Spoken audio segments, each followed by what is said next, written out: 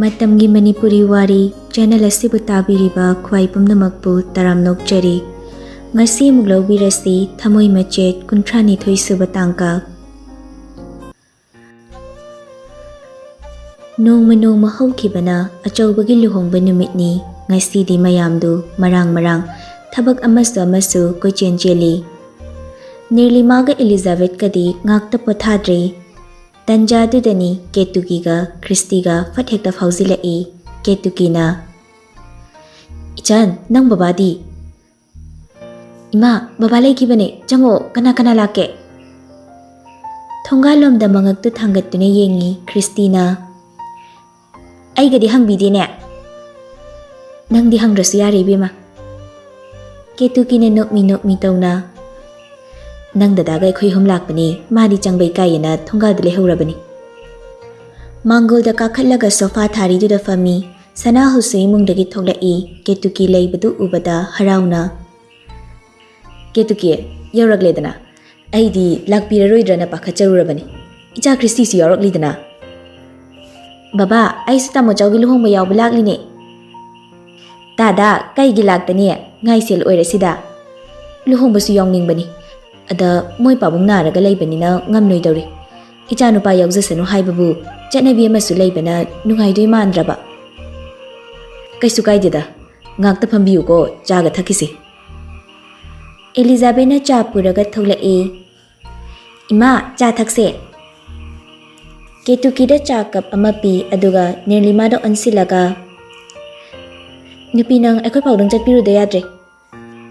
Christina amu Aiga semta ukhidabai mongni ne noi gisite. Hai taning de nang masu hojikta laklaga thabagame imungda la. Sanahana Elizabeth nang chadu nabung mapalda lei haidura piru chomta aduga changa u haramu. Elizabeth Nirlimada fatcha du piraga. Nupi nang piruro Christy lao imungda thabagame. Christy bu chinglaga pusinkre Nirlima chadu pairaga thoglai Danabir Nirlima lakti batu ubada nokmi tawna yengdi aduga machinda soli. Khongrau selagana pura angang machani. Phanik chelagana khara chawba male base. Nirlima gari gi thongnau duda cha yawba kap tu pisili. Dada babani yumda changlo haire. As ikai de changaroi na hayo. Sada amuki khutak talo shili. As leigi loina popatare kai cha khutak no dada. Nungsina sunglangini khanjarage kaidorage macha ado horen yam kebe yareko kaisu ki roiba aidi ke basaitana tanjadu da Ketuki su thoglakle bema ima halage nachalduna horen nang dada tharaklage lobado hoima Ketuki do gari da karakte danabe cheptharaga macha chalage ko asi hairam laga gari du thauraga chatkre Nungcthoi pung ama tarakpa daidani laikai ahal laman maunahasing borgi mamanabana pikchona tillare yumduda achauba sumangolda kauna fak mathakta fi angauba kuplidugi mathakta famkre mayamdu mahai photo kapnaba koilanglangi Elizabeth sumayam maraktuda yengnaba mangaktu pakthanaini yengdi achaubana Elizabeth ichandi udena ngasaidage tamacha ai kauthorake Asi hairamduna imungda chensinki Christina. As nupi nangse asyam phajaba oire pungaw ngawre haibai. Elizabeth to prep changlaklaga ko na phajaro lao yare tamo chawna hangawbani nupi nang loyadi Christina sthoglase. Ahum da punna thongminarakle. Nirlima du dark green machugi top samalitli aduga chanana fanek dark green ama setli. Masa masang badusu thadokli mamai mamitu sunga sidi khara kesinbiri Christina piktak chingtak onthongna phajakre ahum dina mapal yaurakpada photo kapa hongnaramle achauba machelubada Ichen lao noi hum su photo kapse Nirlima changsinduna mabungi manakta fami Elizabeth na yetlomda famkre aduga Christina Nirlima gi manakta fami Nirlima mabungda munna yenglaga leirampadagi mapi chadum taraga hi kapthorakle Christy ingangakna Kaino nupi kapkanu se. Laikai gi mawa mana. Heima, ichan kapkanu ne. Nabung luhunglaga nangna kapli kai gino ne tahoy dine nangbo. Amana amu Ningol oibi singgidi khwaidagi pukning nungsiba mikupni mabunggi luhongba numitse. Asi hairaga masu mapidu taithoi cameraman duna mo. As, nasa adyam phazaraga adain kapladi loi thirani. Sanahalna. Chan, kap kanu ne, karigi kaplino. Premila su mapidu taithoklaga. Ichan, kap kanu ne nangbo. Achauba machalgi matauda mapi rajeli machalna khaliba wakhaldu masu khangi. Hey, angaubi, kaigi kaplino ne, kapnu ne nangbo. Mayam changlaga thembadagi kappadu khara farakli, photo su kapkre. Tanjadida Nirupamagi phone da Sanathoi video call la'i, phanik machida yeplamba phone du laukthoklaga paikhali aduga mabunga halgi mamai mapada thangjili. Sanathoi na. Tamacho, congratulations. Ngasidagi pakhangaribo aroi. Lairiba mayamdu walauna no I. Yaima, nang yaudabasi nungaitene.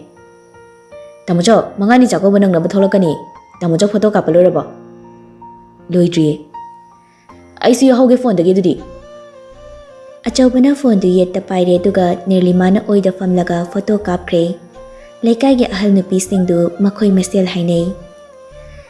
Kayada nusinari nu yengo machil manausi. Maulak padagi tongan tanaba kayani do. Ahal nupi amana. Hausing matamgi chanabi oiram tare, ekhoina hairuba yaba nate.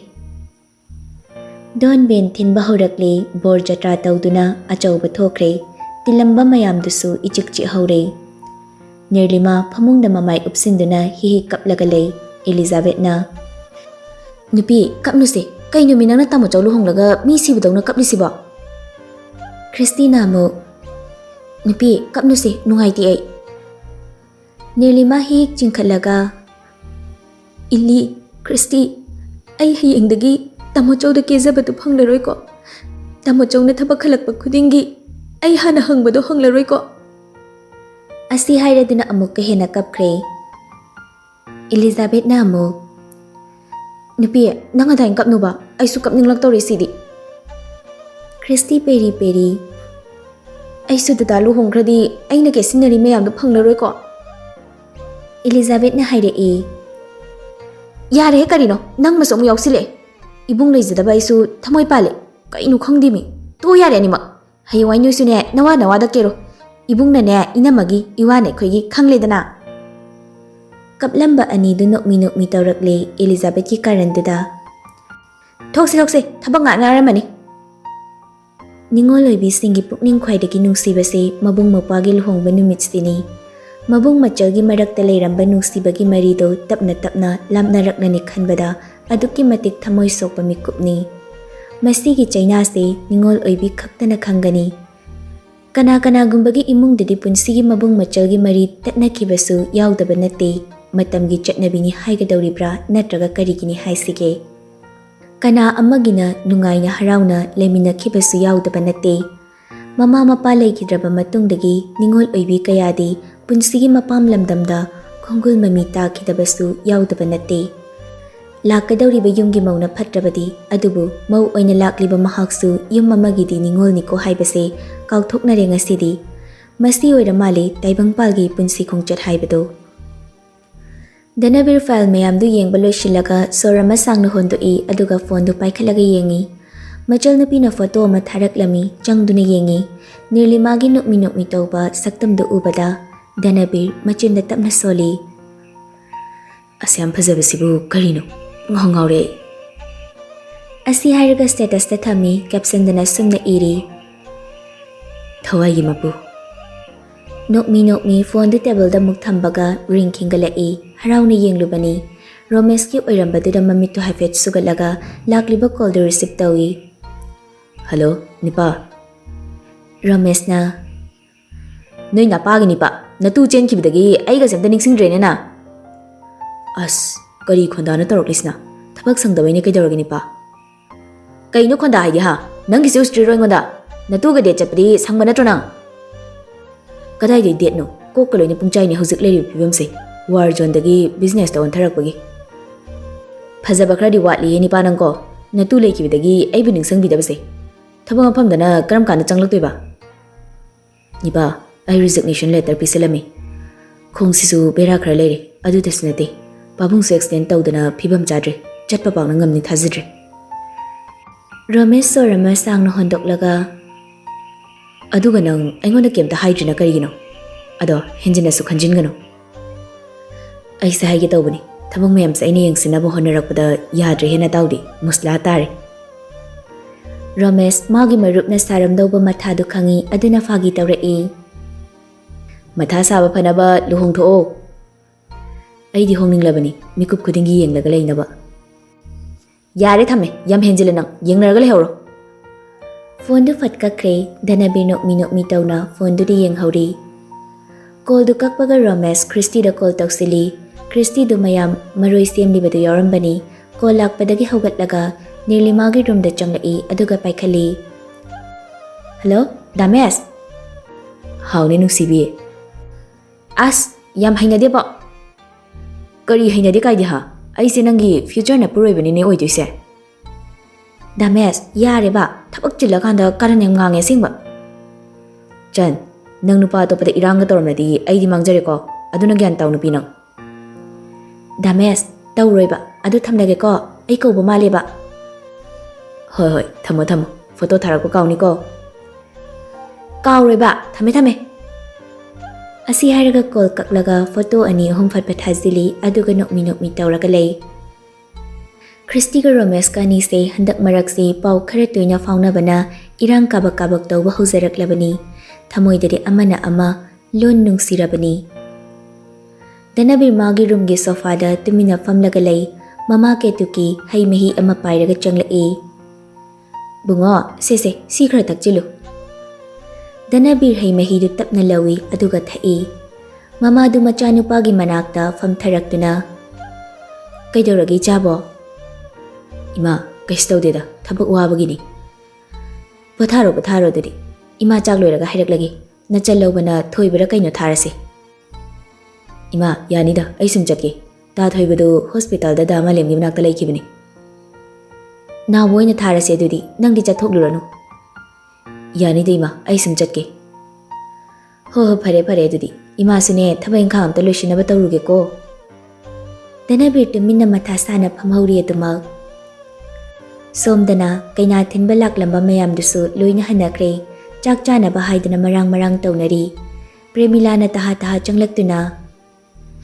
ꯏꯆꯟ ꯅꯪ ꯇꯥꯃꯣ ꯆꯧꯗꯤ ꯀꯗꯣꯝꯗ ꯂꯩꯈ꯭ꯔꯦ ꯏꯃꯥ ꯃꯃꯥꯟꯅꯕ ꯄꯨꯜꯂꯝꯗꯣꯏ ꯃꯥꯜꯂꯦ ꯆꯠꯂꯣ ꯑꯝꯇ ꯌꯦꯡꯂꯨꯆꯣ ꯆꯥꯛ ꯆꯥꯅꯕ ꯇꯧꯔꯁꯤ ꯊꯦꯡꯉꯤ ꯅꯅꯝꯃꯁꯨ ꯆꯥꯛ ꯂꯝꯂꯝꯃꯅꯤ ꯆꯥꯎꯕꯅ ꯏꯃꯥ ꯂꯥꯝꯗꯦꯗ ꯌꯥꯅꯤꯌꯦ ꯇꯟꯖꯥꯗꯨꯗ ꯑꯆꯧꯕꯁꯨ ꯆꯪꯂꯛꯂꯦ ꯏꯃꯥ ꯆꯥꯛ ꯆꯥꯕ ꯌꯥꯔꯗ꯭ꯔꯣ ꯍꯣꯏ ꯌꯥꯔꯅꯤ ꯑꯦꯂꯤꯖꯥꯕꯦꯠ ꯅꯕꯨꯡꯒꯤ ꯆꯥꯛꯇꯣ ꯄꯤꯔꯣ ꯑꯗꯨꯒ ꯅꯅꯝꯃꯅ ꯆꯥꯗꯧꯕ ꯄꯨꯈꯝ ꯑꯃꯒ ꯃꯅꯥꯛꯇ ꯊꯝꯂꯣ ꯏꯃꯥ ꯇꯥꯃꯣ ꯆꯧ ꯆꯥꯕ ꯂꯣꯏꯔꯒ ꯏꯅꯝꯃꯅ ꯆꯥꯗꯧ ꯅꯠꯇꯕ꯭ꯔꯣ ꯌꯥꯗꯦ ꯌꯨꯝꯒꯤ ꯌꯨꯝꯕꯨꯔꯦꯝꯕꯤ ꯑꯣꯏꯅ ꯑꯍꯥꯟꯕ ꯂꯥꯛꯄꯗ ꯀꯔꯤꯒꯤ ꯑꯔꯦꯝꯕ ꯆꯥꯒꯅꯤ ꯅꯕꯦꯅ ꯌꯥꯔꯝꯗꯦ ꯈ꯭ꯔꯤꯁꯇꯤ ꯆꯥꯛ ꯄꯨꯈꯝꯗꯣ ꯑꯆꯧꯕꯒꯤ ꯃꯃꯥꯡꯗ ꯊꯝꯃꯤ ꯑꯗꯨꯒ ꯄꯨꯈꯝ ꯑꯃꯁꯨ ꯃꯅꯥꯛꯇ ꯊꯝꯃꯤ ꯆꯥꯎꯕ ꯅꯪꯁꯨ ꯅꯪ ꯇꯥꯃꯣ ꯆꯧꯒꯤ ꯃꯅꯥꯛꯇ ꯐꯝꯂꯣ ꯑꯆꯧꯕ ꯅꯪꯅ ꯍꯥꯟꯅ ꯆꯥꯛꯇꯣ ꯆꯥꯛꯈꯣꯝ ꯑꯃ ꯆꯥꯔꯣ ꯑꯗꯨꯒ ꯏꯃꯧꯒꯤ ꯄꯨꯈꯝꯗ ꯅꯪꯒꯤ ꯁꯔꯨꯛꯇꯒꯤꯅꯦ ꯆꯥꯛꯇꯣ ꯈꯔ ꯍꯥꯞꯄꯤꯔꯣ ꯆꯥꯎꯕꯁꯨ ꯆꯥꯁꯤꯟꯗꯨꯅ ꯐꯝꯂꯦ ꯃꯃꯥꯅ ꯍꯥꯏꯔꯤꯗꯨꯃꯛ ꯇꯧꯔꯦ ꯑꯆꯧꯕꯁꯨ ꯏꯟꯁꯥꯡꯗꯨ ꯃꯥꯒꯤ ꯁꯔꯨꯛꯇꯒꯤ ꯈꯔ ꯂꯣꯏꯅ ꯍꯥꯞꯄꯤꯔꯦ ꯅꯤꯔꯂꯤꯃꯥꯅ ꯇꯥꯃꯣꯆꯧ ꯏꯅꯝꯃ ꯐꯣꯇꯣ ꯀꯥꯞꯄꯤꯒꯦ ꯑꯁꯤ ꯍꯥꯏꯔꯒ ꯃꯥꯒꯤ ꯐꯣꯟꯗꯨ ꯄꯨꯊꯣꯛꯂꯒ ꯐꯣꯇꯣ ꯅꯝꯃꯤ ꯄ꯭ꯔꯦꯃꯤꯂꯥꯅ ꯏꯆꯟ ꯈ꯭ꯔꯤꯁꯇꯤ ꯅꯣꯏꯁꯨ ꯆꯥꯅꯕ ꯇꯧꯔꯣꯀꯣ ꯂꯩꯁꯥꯕꯤ ꯁꯥ ꯅꯣꯏꯁꯨ ꯂꯣꯏꯅ ꯆꯥꯗꯧꯅꯤꯀꯣ ꯇꯍꯥꯅ ꯑꯃꯨꯛ ꯃꯄꯥꯟꯂꯣꯝꯗ ꯊꯣꯛꯈ꯭ꯔꯦ ꯃꯌꯥꯝꯗꯨ ꯆꯥꯛ ꯆꯥꯕ ꯂꯣꯏꯁꯤꯜꯂꯒ ꯊꯕꯛ ꯏꯪꯈꯥꯡ ꯂꯣꯏꯁꯤꯟꯕ ꯂꯣꯏꯅꯔꯦ ꯃꯇꯝꯗꯨ ꯉꯜꯂꯤ ꯃꯧ ꯉꯟꯅ ꯊꯤꯜꯂꯛꯄ ꯑꯣꯏꯕꯅ ꯄꯨꯡ 10 ꯇꯥꯗ꯭ꯔꯤ ꯃꯃꯥꯟꯅꯕꯤ ꯑꯍꯨꯝꯗꯨ ꯅꯤꯔꯂꯤꯃꯥꯒꯤ ꯔꯨꯝꯗ ꯐꯝꯂꯒ ꯋꯥꯔꯤ ꯇꯧꯔꯤ ꯑꯦꯂꯤꯖꯥꯕꯦꯠꯅ ꯈ꯭ꯔꯤꯁꯇꯤ ꯅꯪ ꯁꯤꯗ ꯂꯩꯔꯣ ꯀꯩꯅꯣ ꯌꯥꯔꯣꯏ ꯃꯤꯂꯤ ꯅꯪꯕꯣ ꯑꯩ ꯍꯌꯦꯡ ꯑꯦꯛꯖꯥꯝ ꯂꯩ ꯍꯥꯏꯕ ꯅꯤꯔꯂꯤꯃꯥꯅ ꯑꯃꯨꯛ ꯑꯦꯛꯖꯥꯝ ꯂꯩꯇ꯭ꯔꯗꯤ ꯂꯩꯔꯁꯨ ꯌꯥꯕꯅꯤ ꯑꯦꯂꯤꯖꯥꯕꯦꯠꯅ ꯄꯨꯡꯗꯤ 9 ꯍꯦꯜꯂꯦ ꯅꯣꯏ ꯗꯗꯥꯗꯣ ꯀꯣꯜ ꯇꯧꯔꯒ ꯀꯥꯏ ꯌꯧꯔꯒꯦ ꯍꯪꯉꯣ Tanja chana Nirlimagi phone du ring khinglae Elizabeth na. Noi dadaro. Nirlima nokmi haibagum mangak nomi aduga call du paikhatli. Macha dada yorogli thoi du tholo hayo. Hoi dada. Call du thamlaga Christy don sinduna. Dada yoragi. Aingonda tarok yade ka haibra. Christy ki wadada Elizabeth namu. Yari he nang masu. Adu nupi aisu Christy na chapere yawkrage amuk thindok thinjin tawdana ba ko. Nang dingak lerasu yari ni. Oi bema ngasi numit ki nungsibaga wari sadriye ai ngamjaroi kuina leibaga. Yare chatoi di law yare sakta sidi. Christy ngai ko ngasai plau thamkibado pu kho haiba. Nang puthoraglaga pizau ko ai di khangde. Asti hairam laga Elizabeth ka ani du prep thokre. Nirlima ma na ngasai khaidok laga thamkiba plau ga nga thongba ka hapa tiffin du pairaga thoklei. Gari manak te Dhanabir du lep laga leirami. Tapli changsilak laga Dhanabir gi manak te lepi. Dhanabir nokmi. Macha kainu tiffin du na. Plau ga nga thongba aina ngasai seng na khaidok laga thambani dadada pigi haina. Dhanabir tiffin du tapna lauraga Nirlima khakta na ba mawngda tapna hairei. Macha aina ki gano haidro. Athambi chaning laktore kamain tawne. Nirlima fat handok laga lepi. Ngamaroi chalo. Asi hairam laga yumlom da chansen kre. Dhanabir nokmi gari da karakle. Gari du suthau ba haukre. Nirlima na imung da changlakpada mayai kada mama mapa mapung mana mapun na famdaga leirami. Sanahal na. Jan, kadom da leirui no nang na. Baba, Christy thindok lubani. Lao, nang supam lula. Nirlima da changsilak tu na chawbagi nakda fami. Premilana. Chawba, nang na ngasidagi yumsigi yumburembi haibada oirabani. Aduna, nakha thaba singbu nang na cheksin na chikon nakon kadabani. Aduga imagi thawgai pumnamak imauda sinarabani ngasidagi. Aduga ne, nachalse mathantani. Mabukning nungsihan bayadi. Hayengwai, imaga babaga laikidraba matamdasu. Imauna ne, mamasakna. Nachalbu yang sila uko. Ichan, nang nasuna na mabu. Pukminaba na chemang ni khangadabani. Thabak ingkhang nangsu angamba mateng panggadabani. Mau laklabadi mau na loina tawgadabani haibado khanba yade ko. Hoi ma. Chawba makokta kupliba fido khajik chingkhalaga. Imagi yathang hiktok charoi. Imagi thawgai namau na pubagi itik na chadri. Namau di kaisu khangjaba na chadi. Aduna imagi tungindo na chachagi. Ikha thaba singbu cheksin na senaba ngambagi panggal imaga babaga na pinabiyo. Aduga aibusu nachaningolgum na nungsibiyo. Hamlambadagi tap na hugalaklaga makumanemda makungsok na kurumi sanahal na. Yare, hogalo. Ngasidagidi ichaningol ani suri. Nachal mathantani khana ipana wajarambani. Nungaire. Matam suphana thengli wathana ba tawro noisu. Mahai magi room da changnakre. Mathangi numitni Dhanabir gi room da thoibaga kupna wari sanari. Thoibana. Sir, hana mating pangkiba party somda nate sidi. Pauloina faunazari. Moidi adugumba amata tawkiba leite na hari. Adudi karamba party na orizano. Sidani. Aina Manipuri thabak tawningdrise. Yam lainaga lakyang khaibu. Paisa se uda wada panba singai. Tanjadu da Dhanabir da call la'i. Number du safe laite paikhatlaga loudspeaker on tawi. Phone dagi Nirupama gi khonjal da. Hello, Sir Dhanabir. Paisa thorang tawbiram natro. Dhanabir sor sang na hondoi aduga. Noina hariba senfam se yami. Aduna piba ngamjaroi dori. Ikoina angama mateng khara pangjage. Sir hoidadi kaisu leiba senfam natida. Piba ngamni khana haijabani. Ngasi punga ahum phawbagi manungda yohanbiro. Natrabadi ekoi kanano haibado khanganjarake. Asi hairaga call du kakre. Dhanabir sauna.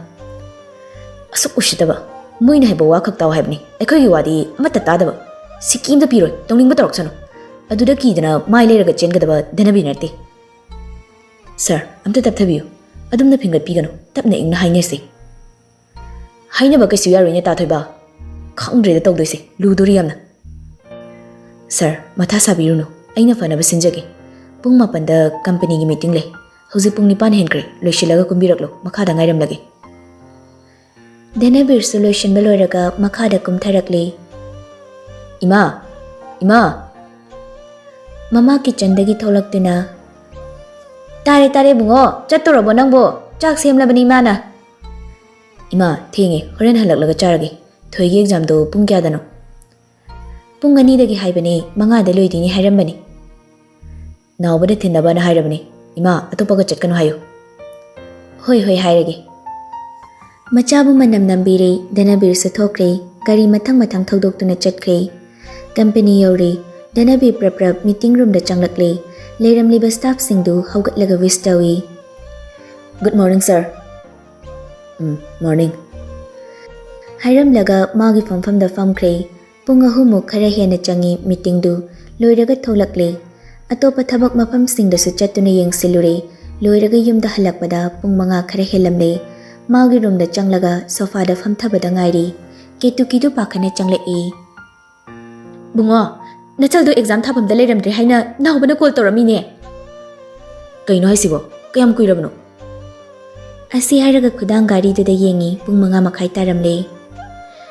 Ngayak oi, nangol da su call tawani chatti hairaine. Thoi prap changlaktuna. Sir. Asi hairaga phone du pirai. Danabir phone du lauraga nakong da thambaga sauna laurai. Nathauna leiragadi nupa macha changyeng nasi. Nupi angang da kan samna kanare. Ichalgi matuna masokda mabung ina kedorak yengo. Noina pamlib senfam da hojingma puduna ai salakani. Asi hairaga sahuma magaloinana room du dagi prap thokre.